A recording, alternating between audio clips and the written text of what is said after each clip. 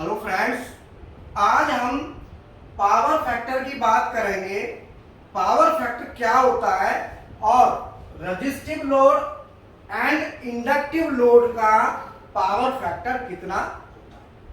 ठीक है, तो मैं स्टार्ट करता हूं कि पावर फैक्टर क्या है। तो पावर फैक्टर के लिए हमें पहले पावर फैक्टर, तो पावर फैक्टर जो होता है वो हमारा एक्टिव पावर,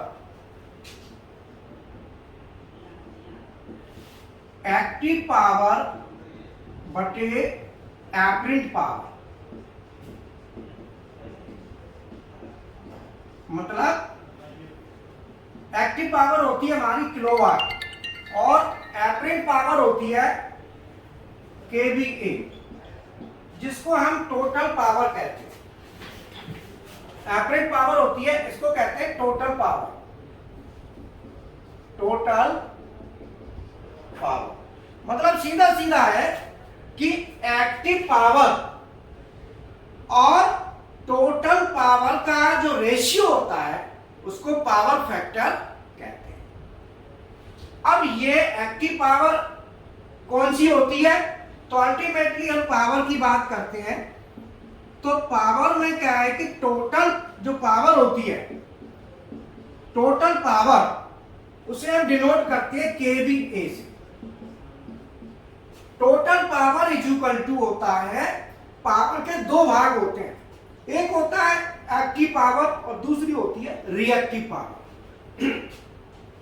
तो ये बराबर हो जाता है अंडर रूट में एक्टिव पावर का स्क्वायर प्लस रिएक्टिव पावर का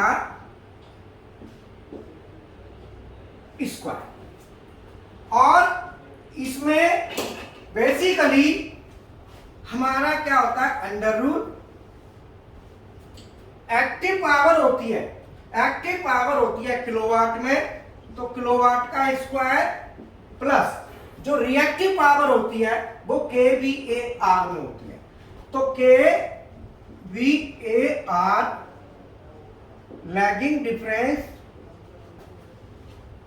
केवीएआर लीडिंग, या केवीआर लिख देता हूं, केवीएआर का स्क्वायर। अब हमारी रिएक्टिव पावर जो है, जो केवीएआर है, ये दो प्रकार की होती है। तो अल्टीमेटली अगर हमारा लोड रेजिस्टिव है, यदि हमारा लोड रेजिस्टिव है, तो रेजिस्टिव लोड के केस में क्या होता है, ये पार्ट जीरो हो जाता है। क्यों? केवल ये पार्ट होगा उसमें, ये नहीं होता। तो मैं बात करूं रेजिस्टिव लोड की, तो पहले मैं इसे हटा लेता हूं। अगर मैं बात करूं रेजिस्टिव लोड,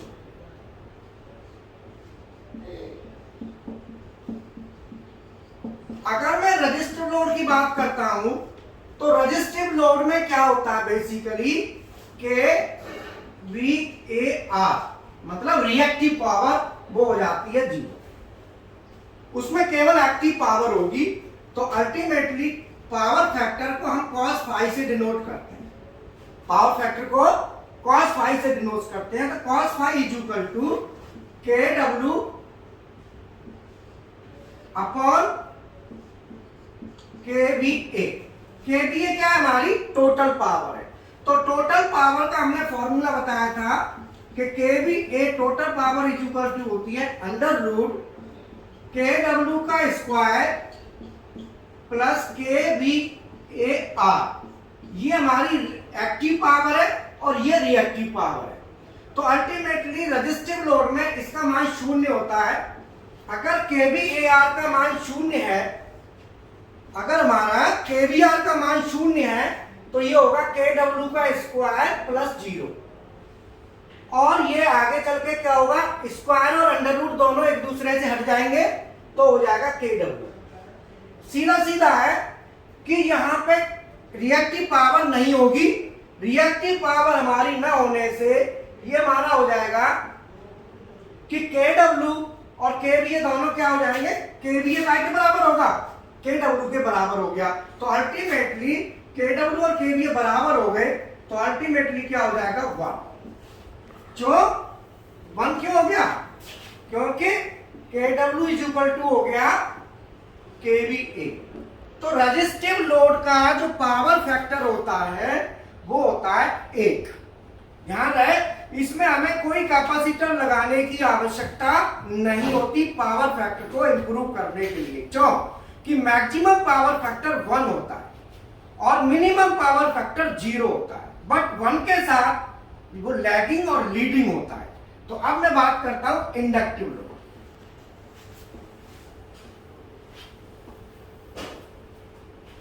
अगर हमारा लोड इंडक्टिव है, अगर लोड इंडक्टिव है तो हमारा पावर फैक्टर कितना होगा? तो पावर फैक्टर का वही है कि cos फाई पावर फैक्टर है इज इक्वल टू के डब्ल्यू अपॉन के वी ए। और इंडक्टिव के लिए जो हमारा के वी है, तो के वी ए बराबर हो जाएगा under root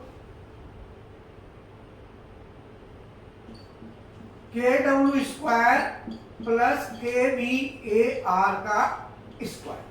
kilo volt ampere reactive और ये किलोवाट। तो इंडक्टिव लोड में के वी ए आर प्रेजेंट होगा। दोनों का मतलब एक्टिव पावर और रिएक्टिव पावर। सो ये हमारी क्या है? Active power. ये क्या है? Reactive power. इन दोनों का जो एल्जेब्रिक सम है वो टोटल पावर। तो यहां पे क्या होगा? रिएक्टिव पावर हमारी होगी। अब रिएक्टिव पावर कैसे निकालेंगे कैलकुलेशन में? तो के डब्ल्यू निकालेंगे। के डब्ल्यू जो निकालेंगे हम वो निकालेंगे, पावर बराबर होता है P बराबर V इंटू आई। तो वोल्ट इंटू आई, आई जो होगा वो एक्टिव करंट होगी IE। और अगर हम के वी ए आर निकालेंगे तो के वी आर निकालेंगे, वो भी आएगा हमारा V इंटू आई एम। यहां पे मैग्नेटाइजिंग करंट है IM। IM क्या है? मैग्नेटाइजिंग करंट है। IE हमारी किलोवाट के लिए यूज होती है और IM हमारी रिएक्टिव कंपोनेंट है। तो अल्टीमेटली और IM की वैल्यू निकालेंगे तो वो हमारी निकालेंगे I बराबर होता है V अपॉन R। तो अल्टीमेटली यहां पे जो आएगा IM बराबर आ जाएगा V अपॉन R की जगह आ जाएगा XL। V upon XL। और जो भी वैल्यू आएगी XL, और XL का है यहाँ पे, ये रेजिस्टेंस है इंडक्टिव रिएक्टेंस। सो XL बराबर होता है 2 पाई FL। L हमारी वाइंडिंग का हम देख लेते हैं, इंडक्टेंस होता है, उससे हमारा XL निकल जाएगा IM। तो IM की वैल्यू वोल्टेज से गुणा कर देंगे तो kVAR आ जाएगा, वो हम यहां रख देंगे। और KW IE जो करंट है, इस करंट में वोल्टेज से गुणा करेंगे तो हमारा क्या आ जाएगा? KW। तो हमें KW निकालना है, तो KW कैसे निकलेगा? KW बराबर पावर V इंटू आई, तो हमारा V इंटू आई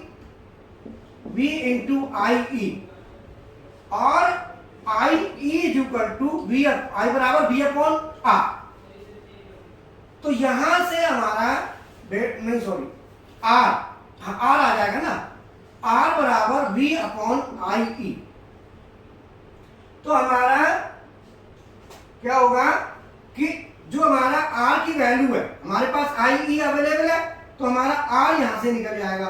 तो हमें बेसिकली पावर करंट, जब हमारे पास रेजिस्टेंस अवेलेबल है तो हम क्या करेंगे? IE का मान निकाल सकते हैं V अपॉन R से। IE का हमने यहां से निकाल लिया, वोल्टेज से गुणा करो KW आ गया। IM का हमने यहां से निकाल लिया, वोल्टेज से गुणा करो KVR आ गया। दोनों के स्क्वायर कर दो, दोनों के स्क्वायर करके अंडर रूट करके जो वैल्यू आएगी वो हमारा KVA आएगा। किलोवाट में KVA का भाग दे दो तो cos फाई आ जाएगा। ठीक है ना? अब बात आती है कि इंडक्टिव लोड का पावर फैक्टर होता कितना है। तो अल्टीमेटली इंडक्टिव लोड अगर नो लोड कंडीशन है, नो लोड का जो पावर फैक्टर होता है वो 0.2 से 0.3 के करीब करीब होगा और लैगिंग में होगा। और अगर हम फुल लोड की बात करें तो फुल लोड कंडीशन का जो पावर फैक्टर है, मैं बात कर रहा हूं इलेक्ट्रिक मोटर की, क्योंकि इंडक्टिव लोड में क्या आता है, इलेक्ट्रिक मोटर। तो इलेक्ट्रिक मोटर का फुल लोड कंडीशन में नियर अबाउट 0.8 की समथिंग होगा पावर फैक्टर, तो 1 नहीं हो सकता। तो अल्टीमेटली क्या है कि जो इंडक्टिव लोड होते हैं वो होते हैं हमारे इलेक्ट्रिक मोटर्स, और रजिस्टिव लोड मैंने बताया था वो होते हैं हमारे हीटर्स। तो रजिस्टिव लोड में केवल रेजिस्टेंस होता है, इंडक्टिव लोड में रेजिस्टेंस भी होता है और इंडक्टेंस भी होता है। तो अल्टीमेटली इंडक्टिव लोड का पावर फैक्टर जैसे इलेक्ट्रिक मोटर है उसका नो लोड पे आएगा 0.2 0.3 के समथिंग, और फुल लोड पे आता है 0.8 के नियर अबाउट 0.8। तो मैं यहाँ पे ऐसे लिख सकता हूँ। तो अल्टीमेटली ये पावर फैक्टर हो गया। तो पावर फैक्टर क्या है, हमारा एक्टिव पावर और टोटल पावर, इन दोनों का रेशियो पावर फैक्टर। हमें दोनों पावरें निकालनी होंगी तभी हम पावर फैक्टर को कैलकुलेट कर सकते हैं। अब आती है कैपेसिटर कितना लगाएं, तो जितना पार्ट रिएक्टिव वाला है पावर का उतने हिसाब से ही हम कैपेसिटर उसमें लगाते हैं, उतने केवीआर के कैपेसिटर लगा देंगे। तो अल्टीमेटली रिएक्टिव को जीरो करना है, तो हमारा रिएक्टिव अगर हम हटा दें सिस्टम से तो हमारा पावर फैक्टर 1 हो जाएगा। एक्टिव में कुछ नहीं किया जा सकता, वो पावर एज इट इज है, और जो बिजली का बिल पे करते हैं वो उसी के अगेंस्ट हम करते हैं। तो ये अल्टीमेटली पावर फैक्टर का चैप्टर हो गया। मैं फ्रेंड्स आपको बता दूं, हमारे क्लासेस हैं पीएलसी प्रोग्रामिंग, 5 पीएलसी हैं, और HMI, drives, hydraulic, pneumatic, CNC maintenance है। ये सारा पैकेज है, ज़्यादा कॉस्ट नहीं है। आप अगर इंटरेस्टेड हो कर सकते हैं, करना चाहें तो कोर्स कर सकते हैं। और मेरा करीब 15 ईयर इंस्टीट्यूशन का एक्सपीरियंस है, और पिछले 15 साल का कंपनी का वो एक्सपीरियंस है, जिस कंपनी में मैंने काम किया, मैनेजर भी मैं रहा हूँ। बाकी CNC programming, BMC programming, Delcam, AutoCAD के कोर्स भी हैं। सीएनसी बीएमसी दोनों मशीनों को मिला के हमारी लगभग कॉस्ट आती है 4000 रुपये, दोनों की प्रैक्टिकल के साथ, और इंडिपेंडेंट प्रैक्टिकल मिलेगा। और साथ ही साथ डेलकेम ऑटो करेंगे तो 500 रुपये और देके वो दोनों कोर्स भी आप साथ में ले सकते हैं।